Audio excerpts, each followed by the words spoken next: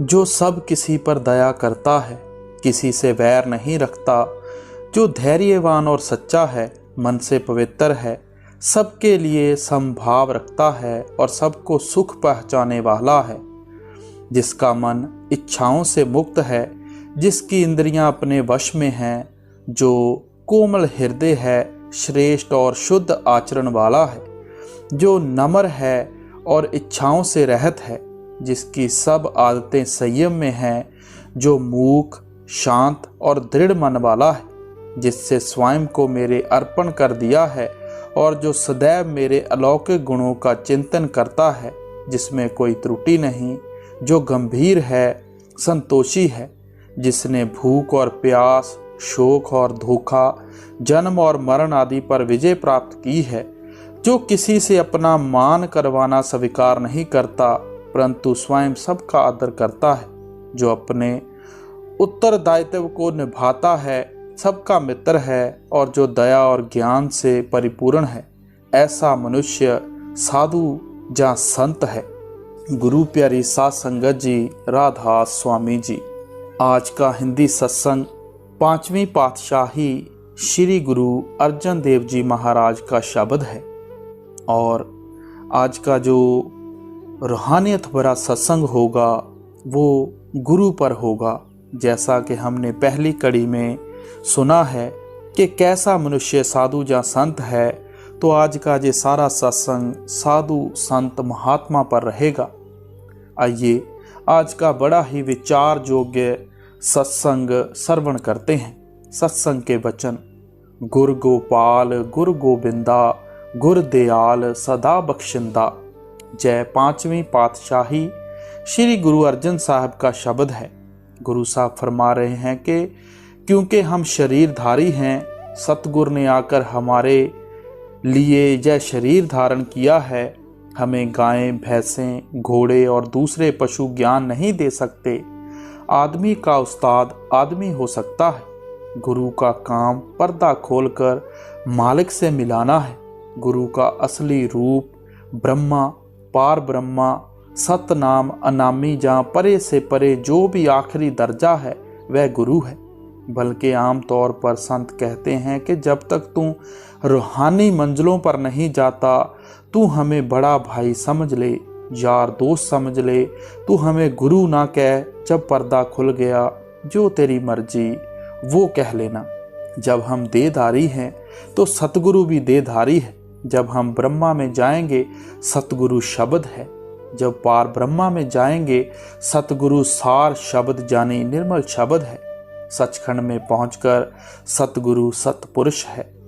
अहले इस्लाम भी मानते हैं कि बिना मुर्शिद के रसाई नहीं। अगर सतगुरु को छोड़कर ईश्वर परमेश्वर को ढूंढें तो वह नहीं मिलेगा। इसलिए गुरु साहब कहते हैं कि आद सच के शुरू में भी वह सच था, जुगाद सच, जब युग शुरू हुए तब भी वह था, है भी सच अब भी वह है, नानक होसी भी सच आखिर में भी वही होगा। सतगुरु का असली स्वरूप शब्द है। वह मालिक दयाल है, हमारे अंदर है, वह बख्शने वाला है। पार्स के स्पर्श से लोहा सोना बन जाता है, उसका मान और मोल बढ़ जाता है, लेकिन वह पार्स नहीं बनता। सत्संग की महिमा क्या कही जाए। जिसने भी संतों का सत्संग किया वह स्वयं संत हो गया। वह सतगुर जानी नाम में समा गया, उसको अमर जीवन मिल गया और वह जीवन मुक्त हो गया। अब बात यह है कि अगर हमें सतगुर की तलाश करनी है तो सबसे पहले हमें सत्संग में जाना पड़ेगा। और सत्संग में हमें क्या मिलेगा? सच्चे संत महात्माओं के बगैर सत्संग नहीं, पर उनको पहचानना अति कठिन है। हमारे परखने की कसौटी हमारी तुच्छ सीमित बुद्धि है, जो दुनिया के रंग में रंगी हुई है और विषय विकारों के विष से भरी पड़ी है। इस कसौटी द्वारा दुनिया के रंगों से परे बैठे उस अलौकिक प्रीतम को नहीं परखा जा सकता। संत हर प्रकार की बुराई की मैल से रहित होते हैं, लेकिन प्रेम और विश्वास से खाली हृदय और तुच्छ बुद्धि वाले लोग उनकी असल महिमा नहीं जानते। वे उन पर ऐसे ऐसे दोष लगा देते हैं जिनका उनके साथ दूर का भी संबंध नहीं होता। संतों ने बाहर कोई बोर्ड नहीं लगाया होता जिससे वह पहचाने जा सकें। संसार में अक्सर यह देखा जाता है कि लोग जिनको संत गति तो नसीब नहीं, ऐसा बाहरी आडंबर रच लेते हैं जिससे वह संत कहलाने लगते हैं। दूसरी ओर वास्तव में संत गति का स्वामी बन चुका महात्मा साधारण जीवन व्यतीत करता है और अपना भेद दूसरों पर प्रकट नहीं करता। संतों की पहचान केवल तभी हो सकती है जब वे खुद दया करके अपने आप को किसी पर प्रकट करें। अंधा आंखों वाले को किस प्रकार पहचान सकता है? हमारी अंदर की आंखें बंद हैं, जब तक वह नहीं खुलती हम संतों की असल शान को नहीं देख सकते। श्रद्धा और संतोष की कमी रास्ते की रुकावट बन जाती है। श्रद्धा से हीन हम अपनी अपूर्ण कसौटी द्वारा उनको परखते हैं और ज्ञानतावश सच्चे संत को संत नहीं समझते। ऐसे बहुत से संत हैं जो अपने आप को इतना सावधानी पूर्वक छिपाए रखते हैं कि किसी के लिए भी उनको पहचानना कठिन हो जाता है। इस प्रकार बहुत कम लोग उनके पास पहुंच पाते हैं। दुनिया छल और पखंड से भरी पड़ी है, इसलिए सत्य के खोजियों को सावधानी से काम लेना चाहिए, कहीं वे हर एक को संत समझ ना बैठें। सच्चे संतों के जीवन का प्रभाव बहुत प्रबल होता है। उनमें चुंबकीय आकर्षण होता है। उनके मन, वचन और शरीर से सात्विक प्रभाव की धाराएं बहती हैं। मन और इंद्रियां उनके वश में होती हैं। उनकी संगत से हमारी भी मन इंद्रियां स्थिर हो जाती हैं और हमारे ऊपर प्रभु के प्रेम का रंग चढ़ने लगता है। जिन डिठिया मन रसाइये, क्यों पाइये तिन संग जियो, संत सज्जन मन मित्र से, लाइन प्रभ स्यों रंग जियो। सच्चे संतों की संगत में प्रभु समीप प्रतीत होता है, उसका प्रेम जागता है। साध के संग बूझे प्रभ नेरा, जिनकी संगत में इस अवस्था का आभास होने लगे वे साधु संत हैं। उनकी संगत करो, उनको छोड़ो, इनको छोड़, चाहे कोई कितना भी नेक दिखाई दे, पर अगर उसकी संगत करने से अंदर बुरे संस्कार वैसे ही रहें या अधिक उभरें और मन परमात्मा की याद और प्रेम की ओर रुचित ना हो, तो उनकी संगत से बचना चाहिए। भगवत में भगवान कपिल भगवान के रूप में अपनी माता देवहूति को संतों के निम्नलिखित लक्षण बताते हैं, जो निर्धनता में दुखी नहीं होते और सुखों में खुशी से फूले नहीं समाते, जो धैर्य और दया के पुंज होते हैं, जो सबके निस्वार्थ मित्र होते हैं और किसी को शत्रु नहीं मानते, जो सदा एक रस और निश्चल रहते हैं, जो मेरी सच्चाई को जानते हुए भक्ति सहित मुझसे प्रेम करते हैं, जिन्होंने मेरे लिए संपूर्ण कर्मों के फलों का त्याग किया है, जिन्होंने सब संसारिक संबंधियों से मुंह मोड़ लिया है, जो मुझ पर पूर्ण विश्वास करते हुए मेरे गुणगान करते हैं और अपना चित्त मुझ में लगाए रखते हैं। हे धर्मात्मा माता, ऐसे लोग सब बंधनों से मुक्त हैं और संसार के भोगों की चेष्टा से बचे रहते हैं। ऐसे पुरुष संगत के जोग हैं और साधु संत हैं। महाभारत के शांतपुर में भीषण पितामह युधिष्ठिर के सन्मुख श्रेष्ठ पुरुषों के लक्षणों का इस प्रकार वर्णन करते हैं। मैं अब तुझे उन पुरुषों के चिन्ह बताता हूँ जिनकी संगत से जन्म मरण का भय दूर हो जाता है और मुक्ति मिलती है। वे मांस नहीं खाते, किसी के साथ प्यार और किसी से घृणा नहीं करते, उनको नेकी का जीवन प्रिय है, उनकी इंद्रियां वश में हैं और हर्ष और शोक को सम्मान से जानते हैं। वे सच्चे और दानशील होते हैं। वे किसी से दान नहीं लेते पर स्वयं दयावान होते हैं। वे देवताओं और अतिथियों की सेवा करते हैं, सबको सुख पहुंचाते हैं, सबकी सहायता करते हैं। वे वीर और धर्म पर चलने वाले होते हैं, सब प्राणियों के मित्र और आवश्यकता पड़ने पर अपना सर्वस्व निछावर कर देने वाले होते हैं। वे सत्य के मार्ग पर दृढ़ रहते हैं। उनका आचरण धर्म अनुकूल होता है। वे किसी संत या ऋषि की आलोचना नहीं करते और ना ही किसी को भयभीत करते हैं। वे डरावने नहीं होते। वे दृढ़ता पूर्वक नेकी का जीवन व्यतीत करते हैं, सबके प्रति अहिंसा का भाव रखते हैं और काम, क्रोध, संसार के मोह और अहंकार से मुक्त होते हैं। वे अपने कर्तव्य का पालन करते और धर्म पर धर्म के लिए ही चलते हैं, नाम या धन की प्राप्ति के लिए नहीं। उनका धर्म के साथ स्वाभाविक संबंध होता है। जिस प्रकार वे प्रतिदिन स्नान, भोजन और अन्य शारीरिक क्रियाएं करते हैं, उसी प्रकार धर्म भी उनके नित्य जीवन का अंग बन जाता है। वे भय, शोक और क्रोध से मुक्त होते हैं। वे सच्चे और ईमानदार होते हैं। लाभ में वे फूलते नहीं और हानि में शोक नहीं करते। वे सतोगुणी और समता भाव वाले होते हैं। लाभ, हानि, हर्ष, शोक, प्रेम, घृणा, जीवन, मृत्यु, ये सब उनके मन की एक रस अवस्था को नहीं डोला पाते। वे निश्चय के दृढ़ और बलवान होते हैं।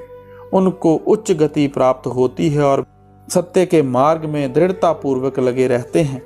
श्रेष्ठ पुरुषों की पहचान का वर्णन गीता के अध्याय 12 में श्लोक 13 से 20 तक किया गया है और अध्याय 14 में श्लोक 22 से 25 तक उन लोगों की गति का वर्णन है जो तीनों गुणों से पार हो चुके हैं। भगवत में भी भक्तों का या परमात्मा के साथ एक हो गए हैं, उनका वर्णन करते हुए संतों के चिन्ह बताए गए हैं। भगवत भाग 5:12 में संतों की संगत की महिमा की गई है।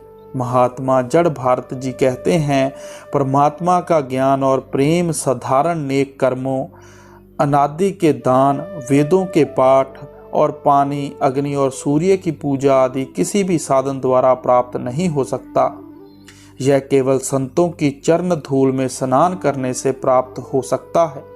भगवान फिर भगवत गीता में फरमाते हैं कि हे उद्देव, जिस प्रकार आग के पास पहुंचने से ठंड, भय और अंधकार दूर हो जाते हैं, इसी प्रकार संतों के पास आने से पापों की सर्दी, जन्म मरण का भय और अज्ञान का अंधकार दूर हो जाता है। जिस प्रकार पानी में डूबते हुए मनुष्य को नाव सहारा देकर बचाती है, इसी प्रकार शांति में स्थित संत संसार सागर में गोते खाते जीवों का सहारा बनते हैं।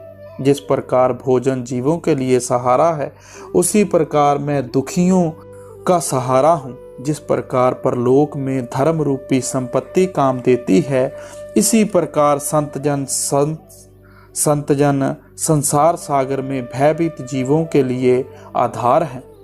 भगवान कपिल भगवत में फरमाते हैं कि ये सब ही जानते हैं कि कुछ संगत हमें ऐसे सदा के बंधनों में डालने का साधन है जो कभी छूटता नहीं, पर अगर संतों के साथ संगत बढ़ाई जाए तो यह मोक्ष का द्वार खोल देती है। सत्संग दो प्रकार का है। संतों का बाहरी सत्संग, जिसके द्वारा मन की सफाई होती है, आत्मिक वातावरण का प्रभाव लेकर जीव परमार्थ के योग्य बनता है और नाम के अभ्यास में लगता है। दूसरा आंतरिक रूहानी सत्संग, जिसमें आत्मा नाम अर्थात परिपूर्ण परमात्मा के साथ जुड़ती है और उसमें समाती है। भगवत में कहा गया है, जो मालिक के साथ एक हो चुके हैं, ऐसे महापुरुषों की संगत एक ऐसा विशेष रस है कि स्वर्ग आदि लोकों का रस और मुक्ति का रस भी उनका मुकाबला नहीं कर सकता। दुनिया के राज्य और सुखों की तो हैसियत ही क्या है, मालिक की अपार दया से ही ऐसे संतों की संगत प्राप्त होती है। गोविंद सत्संगत में लाए, हर रस रसना राम गुण गाए। साधु संगत संपूर्ण कर्मों में श्रेष्ठ कर्म है। जिसका बड़ा ऊंचा भाग्य हो, उसे ही यह प्राप्त होती है। हर कीरत साध संगत है, सिर कर्मन के कर्मा, कहो नानक तिस भयो प्रापत, जिस पूर्व लिखे का लहना। जिन्होंने मालिक के प्रेम के सामने मुक्ति को भी तुच्छ समझा है, ऐसे संत महात्माओं का संसार में अभाव नहीं है। ऐसे पूर्ण पुरुष आम नहीं मिलते। जिस प्रकार ना शेरों के झुंड होते हैं, ना हंसों की पंक्तियां होती हैं और ना लालों की बोरियां होती हैं, इसी प्रकार संतों की मंडलियां नहीं होती।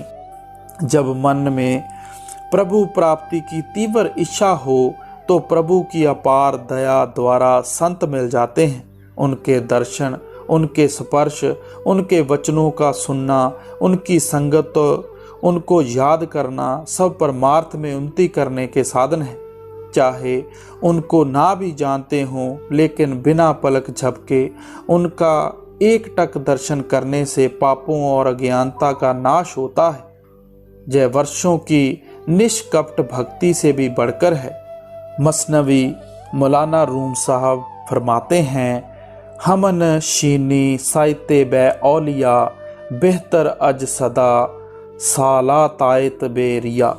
अर्थ, अगर तू एक घड़ी किसी औलिया यानी संत की संगत करे तो उसका फल 100 साल की निष्कपट भक्ति से भी उत्तम है। यह इस प्रकार है जैसे एक मनुष्य आग जलाने के लिए व्यवस्था करता है और दूसरा जलती आग के पास बैठकर सर्दी दूर कर लेता है और साथ ही अन्य कई कार्य पूरे कर लेता है।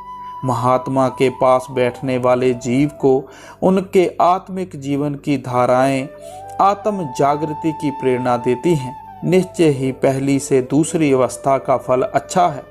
यद्यपि उन महात्माओं के दर्शन ही उतने फलों को प्रदान करने वाले हैं, पर शिष्यों के लिए उनकी सेवा, उनकी आज्ञा का पालन और उनके बताए गए साधनों का अभ्यास जरूरी है। अगर किसी सच्चे साधक की सेवा करो तो वह भी किसी हद तक फलदायक है। सेवा से भाव केवल उनके साथ रहना और तन के द्वारा सेवा करनी ही नहीं है, उनके साथ रहना निस्संदेह फलदायक है। महाभारत में कहा गया है, मनुष्य का एक महान आत्मा के साथ रहना ही आत्मिक उन्नति करने वाला है, चाहे वह और कुछ भी ना करे। प्रकृति का नियम है कि नेक लोगों के पास रहकर हम नेकी और पापियों के पास रहकर हम पाप का अंश जरूर ग्रहण करते हैं, चाहे हम करें कुछ भी ना। पर संतों की शिक्षा के अनुसार अपने जीवन को ढालना, जिस राह पर वह चलाएं उस राह पर चलना, यह सबसे ऊंची सेवा है। सेवा कई प्रकार की है, तन मन धन और सुरत नृत्य की। इनमें सुरत नृत्य की सेवा सबसे ऊंची है। जो लोग महापुरुषों के पास तो रहते हैं पर उनकी इच्छा अनुसार अपना जीवन नहीं ढालते, वह सच्चे अर्थों में कोई सेवा नहीं करते। जो संतों के पास जाकर प्रसन्नता पूर्वक उनसे आज्ञा लेकर उनकी आज्ञा का पालन करता रहेगा, ऐसा व्यक्ति उनके पास रहने का बहुत फल प्राप्त कर सकेगा। अगर पास रहने का प्रभाव शीघ्र प्रतीत ना हो तो निराश नहीं होना चाहिए, क्योंकि हमारे जन्म जन्मांतरों के संस्कार मन में भरे पड़े हैं जो धीरे धीरे दूर होते हैं। ये जन्म जन्मांतरों के संस्कार पहले तो दब जाते हैं, फिर धीरे धीरे मिटते चले जाते हैं। जब तक ये संस्कार पूर्णता दूर नहीं हो जाते, मनुष्य को संतों की सेवा में लगे रहना चाहिए और विश्वास रखना चाहिए कि ये एक दिन जरूर दूर हो जाएंगे। बुखारा के सुल्तान इब्राहिम अदम कई वर्ष तक कबीर साहब के पास रहे। कुछ समय की सेवा के बाद वे देखने में बड़े शांत स्वभाव मालूम होने लगे।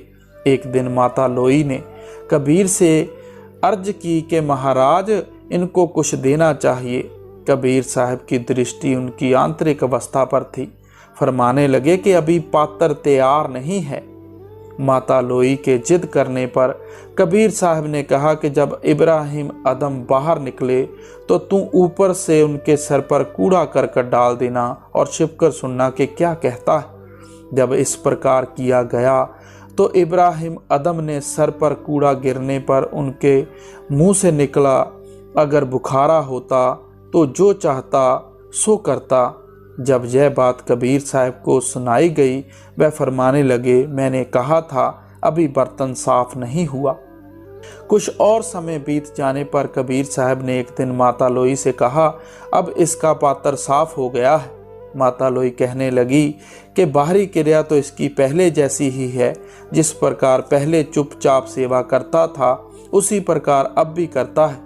कबीर साहब ने कहा, आगे तो केवल कूड़ा करकट ही फेंका था, अब तू गंदगी की टोकरी भरकर इसके सर पर डाल दे और छिपकर पहले की तरह सुन कि वह क्या कहता है। जब इब्राहिम अदम बाहर निकला तो माता लोई ने उसके सर पर गंदगी की टोकरी उल्ट दी। उसके सब कपड़े गंदगी से भर गए। कहने लगा, मैं तो इससे भी गंदा हूँ, शुक्र है फेंकने वाले तेरा भला हो। अंदर के संस्कारों को धोने के लिए समय की जरूरत होती है, जय जल्दबाजी का काम नहीं। ऐसे संतों के दर्शन और उनकी संगत हमें प्रतिदिन मिलती रहे। कबीर साहब फरमाते हैं, रिद्धि सिद्धि मांगो नाही, मांगो तुम पे ये, निस दिन दर्शन साध का कह कबीर मोहे दे। गुर सासत सिमरति खट कर्मा, गुर पवित्र अस्थाना है। अब कहते हैं कि गुरु ही हमारा वेद है, गुरु ही हमारा शास्त्र है, गुरु ही हमारा पष्ट कर्म है। मतलब कि जो कुछ भी है गुरु ही है, इससे बढ़कर हमारा और कोई नहीं। संसार में ऐसे सहानुभूतिपूर्ण मनुष्य दिखाई देते हैं जो लोगों के दुख दूर करने का उपाय करते हैं और बताते हैं। अगर कोई बीमार है तो दुख उठाते हैं, दवा देते हैं, सेवा करते हैं, पर ऐसा कोई दिखाई नहीं देता जो लोगों के दुखों को स्वयं अपने ऊपर ले ले। ये महिमा केवल सत्संग और साध संग की है। यह भी तीर्थ है जहाँ पापियों के पाप उतरते हैं। सुख देवे दुख को हरे, दुख करे अपराध, कह कबीर वे कब मिलें परम स्नेही साध। भली प्रकार याद रहे कि संत महात्मा मन के उद्योगों और विषय विकारों से पूरी तरह निर्मल होते हैं, क्योंकि साधना के द्वारा वह संपूर्ण संस्कारों को धो चुके हैं। इन विकारों में से किसी का लेश मात्र भी उनमें नहीं रहता। ऐसे संत महात्माओं को खोजकर उनकी शरण लेनी चाहिए। अगर खोजी के अंदर सच्ची चाह है तो मालिक की दया से किसी संत महात्मा का मिलाप जरूर होगा, जिससे उसका कल्याण हो जाएगा। इसलिए हमें संतों की संगत जितनी भी हो सके करनी चाहिए। नारद के भक्त सूत्रों में संतों की संगत के बारे में बड़ा दृढ़ता पूर्वक उपदेश है। आप फरमाते हैं कि केवल उसी की आराधना करो, केवल उसी की आराधना करो।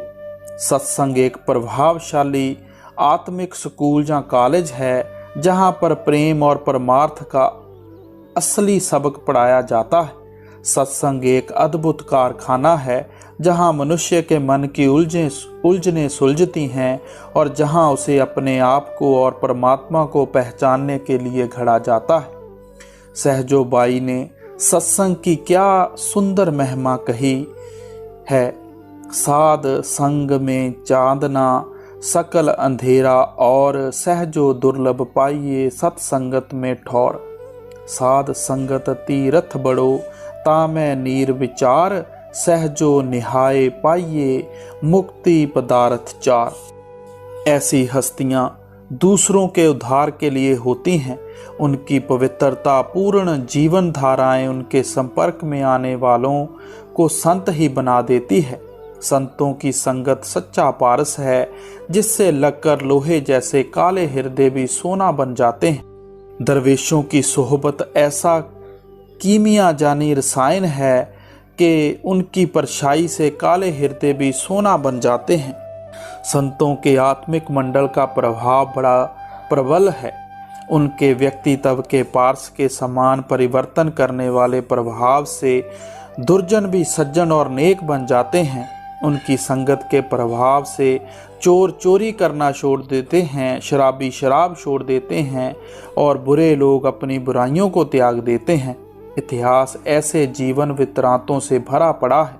संतों के प्रताप से सदना जैसा कसाई, गणका जैसी वेश्या और सज्जन जैसे ठग महात्मा बन जाते हैं। सत्संग एक उत्तम तीर्थ है जहाँ जन्म जमांतरों के करोड़ों पाप दूर हो जाते हैं और मन निर्मल हो जाता है। महिमा साधु संग की सुनो मेरे मीता, मैल खोई कोट अग घरे निर्मल भय चीता। श्री गुरु अर्जन साहब की वाणी है। जिस प्रकार सोने को आग में डालने से उसकी सब मैल चली जाती है और वह शुद्ध हो जाता है, इसी प्रकार साध संग में जीव की जन्म जन्मांतरों की मैल भस्म हो जाती है और वह शुद्ध और निर्मल हो जाता है। सारे संसार में नीच विचारों को स्वच्छ और पवित्र करने के लिए सत्संग से बढ़कर कोई और उपाय नहीं। नेक संगत में मनुष्य नेक हो जाता है और उसके सब दोष और पाप धुल जाते हैं।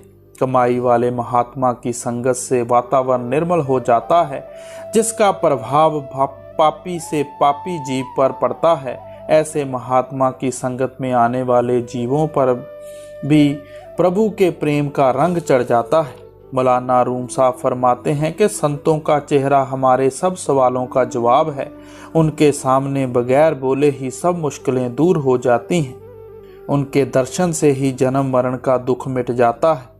दर्शन परसिए गुर के जन्म मरण दुख पाए। सत्संग के तीर्थ पर स्नान करने का लाभ जल्दी प्राप्त होता है।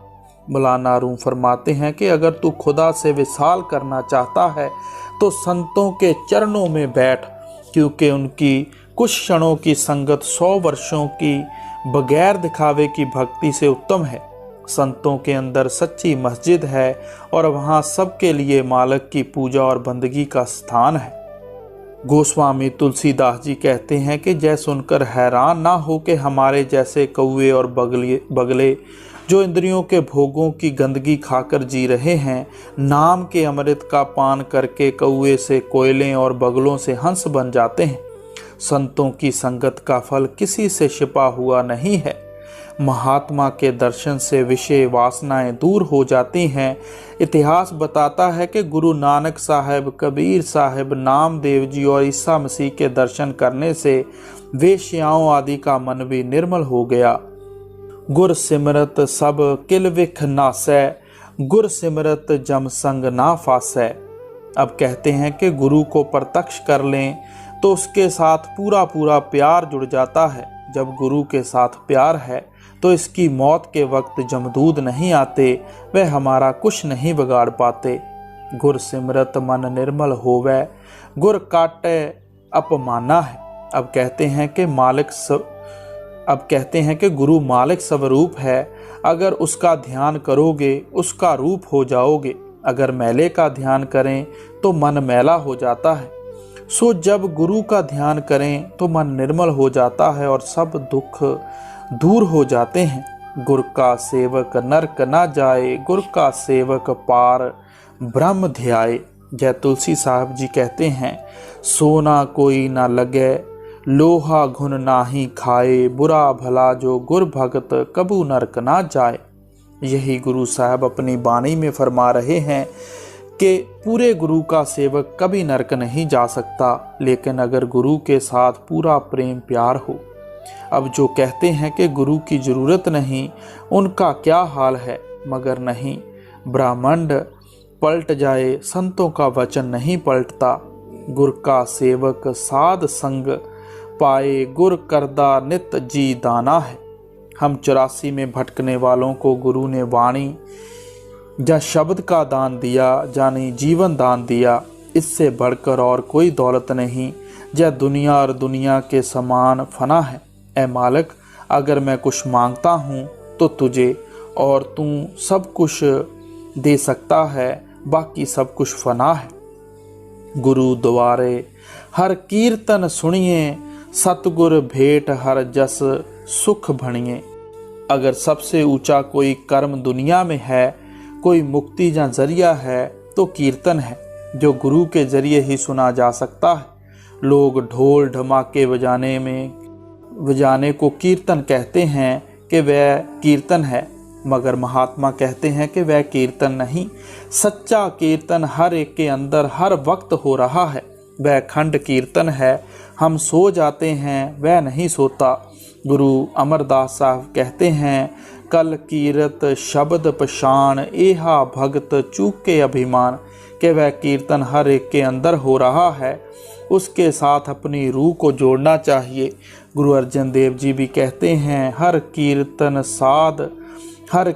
साध संगत है, सिर कर मन के कर्मा, कहो नानक तिस भयो प्रापत, जिस पूर्व लिखे का लहना।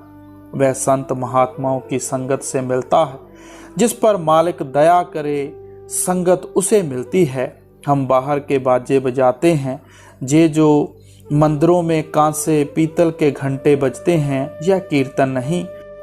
अव्वल तो आम तौर पर करीब 10-15 मिनट बजाकर बंद कर देते हैं, नहीं तो ज़्यादा से ज़्यादा घंटा 2 घंटे। वह अखंड कीर्तन हमारे अंदर है, लेकिन वह मिलता नहीं। बड़े पूर्ण भाग्य हों तो मिलता है, वह गुरु की कृपा से मिलता है। गुरु अर्जन साहब फरमाते हैं, अखंड कीर्तन तिन भोजन चूरा, कहो नानक जिस सतगुर पूरा। वह कीर्तन गुरु की कृपा से सुना जा सकता है।